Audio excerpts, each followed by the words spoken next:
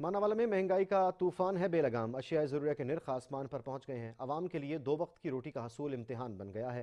مزید جانتے ہیں اپنے نمائندے میاں شیر محمد زرگر سے۔ جی شیر محمد، بتائیے گا یہاں کیا صورتحال ہے؟ جی بالکل، اس وقت میں موجود ہوں ماناوالا میں۔ آپ کو بتاتا چلوں کہ ماناوالا میں مہنگائی اپنے عروج پر پہنچ گیا۔ ایشیا خوردنوش کی چیزیں آسمانوں سے باتیں کر لی ہیں۔ اگر ایشیا خوردنوش کی چیزوں میں دالیں اور سبزی اور گھی کی بات کی جائے تو گھی 500 روپے میں کلو فروخت ہو رہا ہے۔ تو دوسری طرف اگر سبزیوں کی بات کی جائے تو سبزیوں میں جو پیاز ہے اس نے ڈبل سینچری مکمل کر لیا ہے۔ اس وقت ہمارے ساتھ ایک شہری موجود ہے، ان سے بات کرتے ہیں کہ ان کا اس بڑھتی ہوئی مہنگائی کے حوالے سے کیا کہنا ہے۔ جی سر، بتائیے گا۔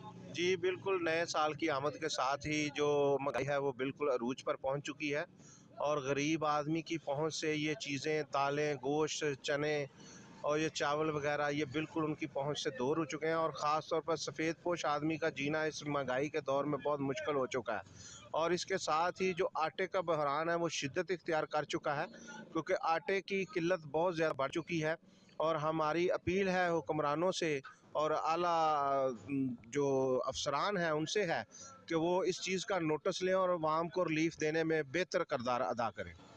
جی، آپ نے ماناوالا کے شہریوں کی بات سنی، ان کا یہی کہنا ہے کہ بڑھتی ہوئی مہنگائی سے یہ بہت پریشان دکھائی دے رہے ہیں۔ مزید آپ کو میں بتاتا چلوں کہ اگر ماناوالا میں چکن کی بات کی جائے تو چکن نے 5 سینچریاں مکمل کر لیا ہے۔ اس وقت جو موجودہ چکن کا ریٹ کی بات کی جائے تو چکن 515 روپے میں فروخت ہو رہا ہے۔ تو دوسری طرف ماناوالا کے شہری سرکاری آٹا نہ ملنے سے بہت پریشان دکھائی رہے ہیں، جس پر ماناوالا کے شہریوں کا کہنا ہے کہ اس بڑھتی ہوئی مہنگائی کو جلد سے جلد ختم کیا جائے۔ جی شکریہ محمد شیر، تفصیلات آگاہ کرنے کے لیے۔